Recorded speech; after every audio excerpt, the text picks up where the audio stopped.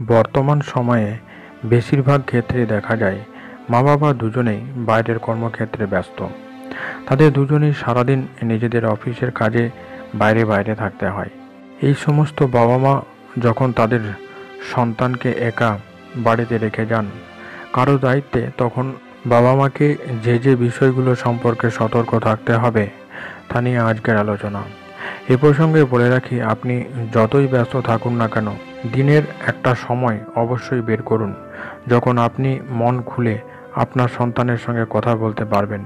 তা না হলে বর্তমানে অর্থের পেছনে ছুটে যে অর্থ আপনি বেশি মূল্যবান করে তুলছেন, সেই অর্থ মূল্যহীন হয়ে পড়তে পারে যদি আপনার সবচেয়ে মূল্যবান সম্পদ আপনার সন্তান প্রকৃত শিক্ষা না পায়।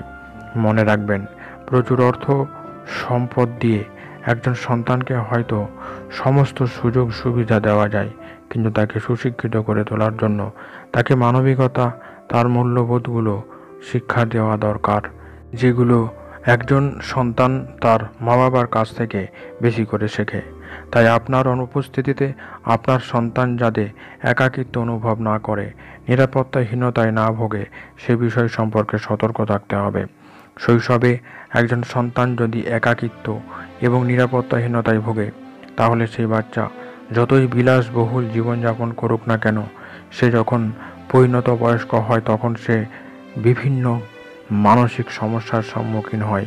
তাই মা বাবা যখন সন্তানকে সময় দিতে পারছেন না, তখন তাকে দেখভালের জন্য মাঝবয়সী একজন আয়া রাখুন, যিনি আপনাদের অনুপস্থিতির সময় সন্তানের সমস্ত দেখভাল করতে পারে।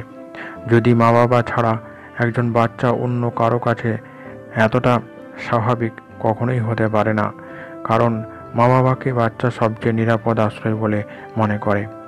তাই যতই সারাদিন আয়ার সঙ্গে থাকুক না কেন, আপনি যখনই বাড়িতে আসবেন, আপনার বাচ্চা সব কিছু ছেড়ে ছুটে এসে আপনাকেই জড়িয়ে ধরে। আসলে একটা বাচ্চা অর্থ, সম্পদ, দামি খেলনা, বিলাসবহুল জীবনযাপনের মূল্য বোঝে না। সে শুধু সব সময় বাবা মায়ের সঙ্গে পেতে চায়, বাবা মাকে কাছে পেতে চায়, যেটা বর্তমান ব্যস্ততার দিনে সম্ভব হচ্ছে না। ফলে মা বাবা তাদের সন্তানদের সমস্ত অভাব, অভিযোগ অর্থ দিয়ে মেটাতে গিয়ে তাদের সন্তানদেরকে ভুল বুঝিয়ে রাখছে। এটা করতে গিয়ে সমাজে, পরিবারে, সম্পর্কের মধ্যে এত দূরত্ব তৈরি হচ্ছে। মানবিকতা, মূল্যবোধের মতো সুন্দর অনুভূতিগুলো আজ যেন কোনো মূল্যই নেই ঐশ্বর্য এবং সম্পদের কাছে। কারণ সমাজ আজ সম্পদশালী, বিত্তশালী মানুষের পূজা করে।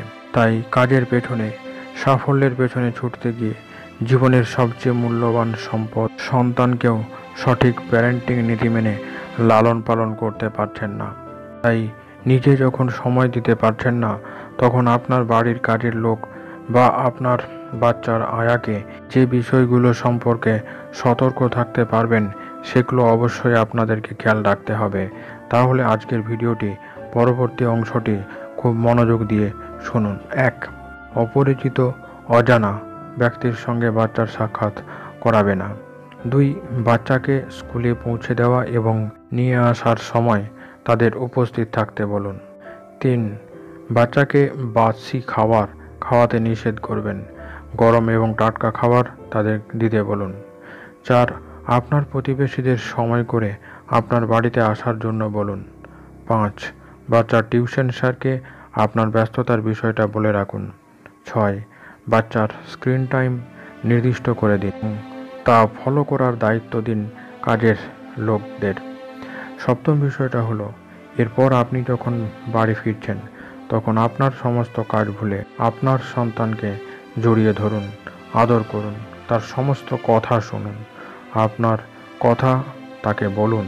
একসঙ্গে বসে সকলে মন খুলে কথা বলুন। এতে সম্পর্কটা আপনাদের দৃঢ় হবে, একে অপরকে বোঝার মধ্যে দিয়ে জীবনে এগিয়ে চলবে। আশা করব আজকের এই ভিডিওটি আপনাদের উপকারে আসবে। কেমন লাগলো আজকের এই ভিডিও কমেন্ট বক্সে লিখে জানাতে ভুলবেন না। যারা এই চ্যানেলে নতুন, তারা অবশ্যই চ্যানেলটিকে সাবস্ক্রাইব করে চ্যানেলের সঙ্গে থাকুন। সম্পূর্ণ ভিডিওটি দেখার জন্য ধন্যবাদ।